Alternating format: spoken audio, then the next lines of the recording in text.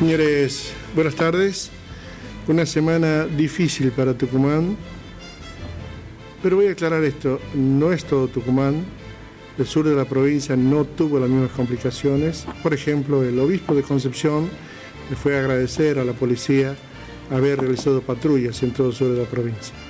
Fueron dos provincias, una el San Miguel de Tucumán, el Gran San Miguel de Tucumán, y el otro el sur de la provincia. Una semana muy, pero muy complicada. De eso nos vamos a ocupar hoy. Buenas tardes, señores. Buenas tardes. Florencia, vamos a la primera pregunta. Buenas tardes. Cada uno desde su perspectiva, ¿qué evaluación pueden hacer de la situación que vivimos en Tucumán esta semana? Bueno, sin duda, digamos, yo vengo sosteniendo en estos días que se dio los elementos para una tormenta perfecta. En primer lugar, hubo una irresponsabilidad del gobierno nacional que no cortó, que no auxilió a Córdoba en tiempo, y eso produjo un efecto contagio. Si Capitanich hubiese obrado en tiempo y forma, tal vez se hubiese podido evitar todo esto. Segundo, creo que hubo también una negligencia en el gobierno provincial. Es decir, yo digo, así como el gobernador como empresario previó y tomó recaudos para proteger su empresa, no tuvo la misma capacidad de reacción como gobernante para proteger su provincia.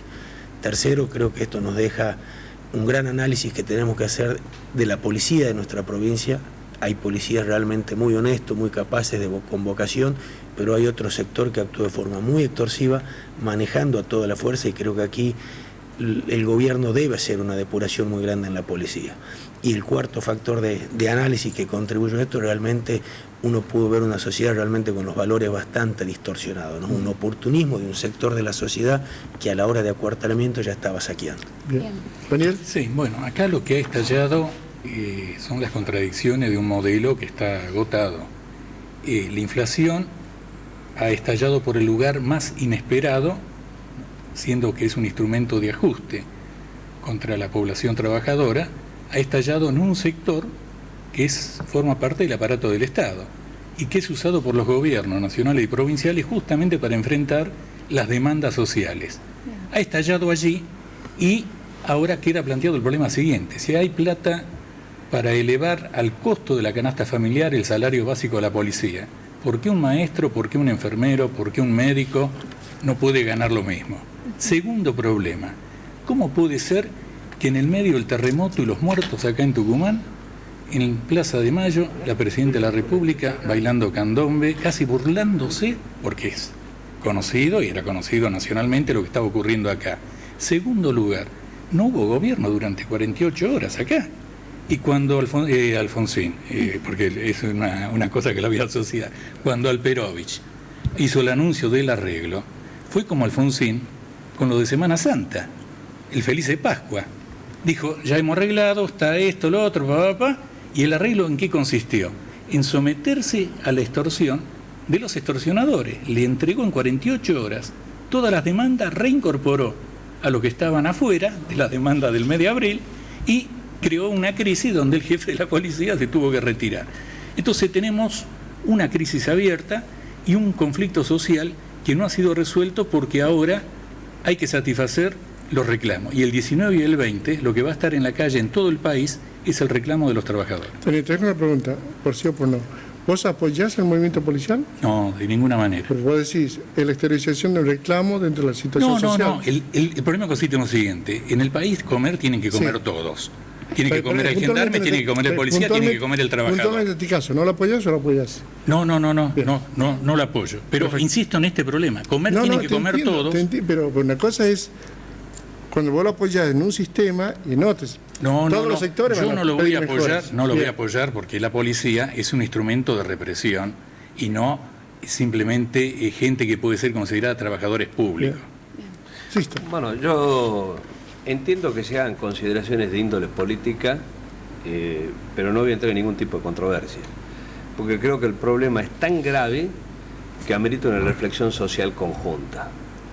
¿Qué significa esto? Independientemente de las causas, motivaciones y acciones de quienes fueron protagonistas de estos hechos, lo cierto, lo concreto es que se ha roto el contrato social. El contrato social es una especie de evaluación hipotética en el cual la sociedad le brinda al Estado el ejercicio del monopolio de la violencia a cambio de la protección de los bienes, las propiedades y el propio físico de los ciudadanos.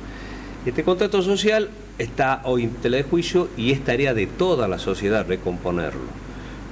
Fundamental y principalmente de los que gobiernan, eso lo tengo clarísimo, quienes tenemos que empezar a dar un mensaje muy claro de que se va a reconstituir todo este tejido, porque el episodio es nacional, ocurrió en todas las provincias, pero Tucumán tuvo un elemento muy particularmente grave, que es el elemento del vecino armado.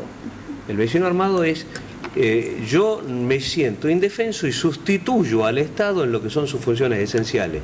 En consecuencia, más que hacer un debate en torno a las motivaciones, yo creo que hacer un planteamiento en torno a las soluciones del problema y a la reconstitución de un tejido que está perversamente deteriorado. El tema de la policía, ¿cómo se resuelve su juicio? El tema de la policía, yo creo que, y lo hablaba fuera de cámara recién con Sisto, yo creo que es un momento en que el gobierno, y esto coincido acá con Blanco, no puede ponerse blando frente a la extorsión de la que fue víctima la policía. Entonces yo creo que acá tienen que seguir cesanteados los 3 policías que fueron cesanteados, y hay que cesantear a 100 policías más que participaron y motivaron muchos de los saqueos que hubo en la provincia. Hoy creo que es el momento para hacerlo, porque va a tener el apoyo de la ciudadanía en esto, el gobierno, y va a tener el apoyo también, creo que de los partidos políticos de la oposición. Hoy en la policía hay un tumor que, si no lo extirpamos, se va a convertir en un cáncer. Veamos todos los hechos delictivos en los que estuvo involucrado la policía. Y una cosita más, Germán, para redondear. Y creo que no se puede discutir más paritarias con la policía. El sueldo del policía tiene que ir anclado al sueldo del empleado judicial, como es en la ciudad de Buenos Aires, así lo hizo Macri. Entonces aumentan los sueldos de la justicia y aumenta el sueldo del policía. No se puede discutir una paritaria con 10.000 agentes armados. Sí, acá lo que estalló es una acción que es repudiada popularmente, porque los vecinos lo que esperan de un sistema policial es un sistema de protección. Y acá se instaló la desprotección, de manera generalizada. Pero esto ya viene de antes, porque la inseguridad ha puesto de relieve que la policía no es la solución, sino es parte del problema de la inseguridad. La policía aparece asociada, entrelazada con las mafias delictivas. Tomemos el caso del crimen de Paulina, lo que se está ventilando. ¿Cómo puede ser los policías jefes siendo parte de un sistema de encubrimiento? Tomemos el caso Marita. Está bien, pero vamos puntualmente a este tema. No, pero esto es importante. Entonces hay que investigar todos los casos de las denuncias populares y hay que desmantelar todas estas cúpulas y mafias y camarillas que de una u otra manera, usufructan la posesión, esto que se decía Sisto, del monopolio de las armas, ¿no es cierto?, para hacer provecho de camarilla en contra de los intereses populares.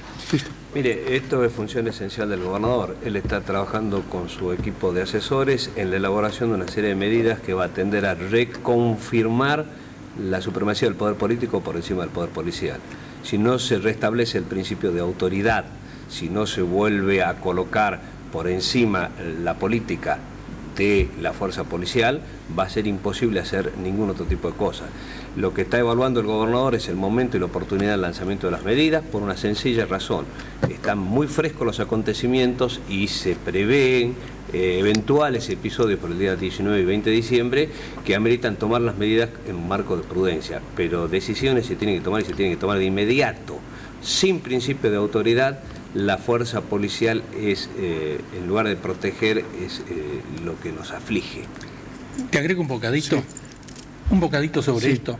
Mira, si la población, como acá se dijo, tuvo la capacidad de cuadra por cuadra autoorganizarse, buscando su propia protección, la restitución de una situación de normalidad tiene que llevar a que la propia población tiene que controlar las comisarías.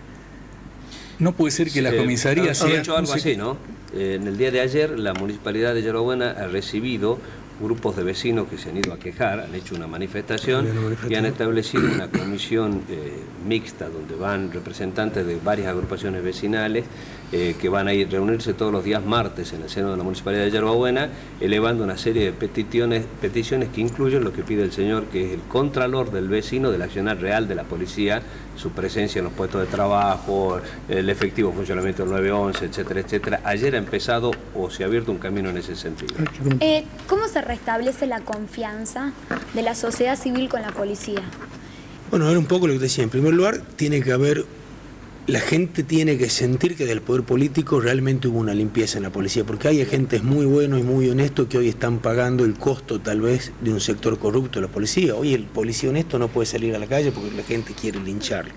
Y después se necesita un poco esto que hablábamos recién, de esa cercanía entre el vecino y el policía.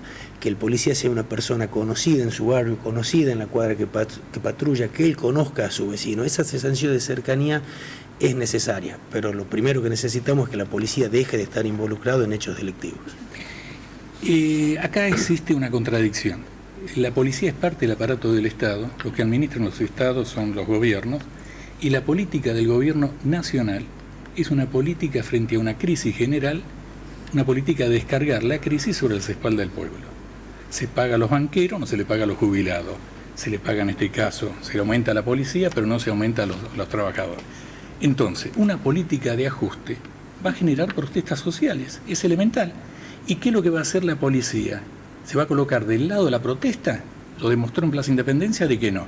¿Se va a colocar del lado del gobierno? Ha demostrado que sí. Por lo tanto, esa confianza no se va a crear porque necesitamos no un cambio de policía, necesitamos un cambio de gobierno, un cambio de orientación general hacia dónde van colocados los recursos públicos, dónde va colocado la política social, etcétera. Este es el problema elemental. Vuelvo a decir, no voy a entrar en la controversia de lo político. Desde el punto de vista práctico y para contestar concretamente la pregunta que ha hecho Florencia, solo el tiempo y las acciones concretas van a hacer recuperar la confianza de la sociedad en la policía. Hoy la sociedad no confía en su policía, es un trabajo ímprobo, va a llevar mucho tiempo, las autoridades policiales nuevas van a tener que trabajar seriamente para reconstituir esa confianza. La confianza se ha perdido, esto es como cuando en un matrimonio se produce una infidelidad. La recuperación de la confianza de los cónyuges lleva tiempo, mucho trabajo y acciones efectivas. No va a ser fácil ni va a ser rápido. Me gustaría ser mucho más optimista, lleva tiempo. Ahora la pregunta sería, cuando vos planteabas el tema de los vecinos que salieron a defenderse, sí. Los vecinos armados, ¿cuál es la visión que tenemos? Comparto la visión de Sisto, digamos, que realmente la gente se sintió totalmente abandonada, lo decía Florencia también, y ante ese abandono, y bueno, había que defenderse, digamos, la gente puso por delante su familia y sus bienes al marco normativo que debe regir una sociedad. Nosotros fuimos parte de eso con Sisto, nosotros estuvimos junto a nuestros vecinos, vivimos en el mismo barrio, protegiendo, atrincherados y muchos de nosotros armados, digamos, pero creo que bueno, fue una reacción natural, muy peligrosa, pero natural ante los hechos que estaban sucediendo. Sí, lo primero es señalar que no solamente los barrios de clase media armaron la barricada y se armó... Fue en todas partes.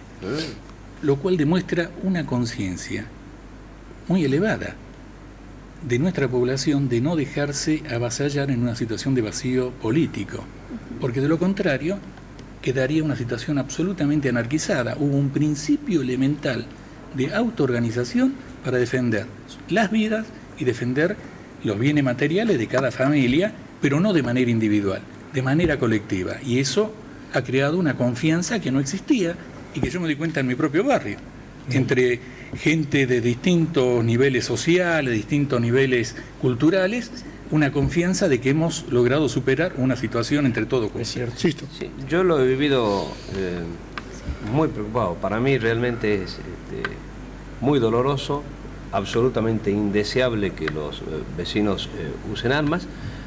Han respondido como una respuesta necesaria frente a lo que entendían que eran carencias de respuesta por parte del Estado, pero es tremendamente peligroso. Quiera Dios que no tenga que volver a vivir una situación semejante, porque no ha habido una masacre más grave por obra y gracia de la divina providencia. Si pasaba un motoquero vendiendo pizza, yo creo que en ese momento lo liquidaban a balazo. Fue tremendo y espantoso y no es deseable. La última es breve. ¿Ustedes participaron en la agresión de los periodistas del Partido Obrero? De ninguna manera. Son trabajadores. Somos un partido y nuestra preocupación fundamental es la defensa de los trabajadores periodistas responden a un medio, responden a orden, etcétera. Jamás lo iríamos a atacar. Iríamos a conversar con ellos para que nos hagan una nota, no para hacer una agresión. Gracias, doctor. Gracias, Adolfo. Gracias, Sisto. Hacemos una pausa y ya volvemos para mostrar algo positivo que está pasando esta semana. Los vecinos se están uniendo para ayudar a algunos de los súper que tuvieron pérdidas totales. Ya volvemos.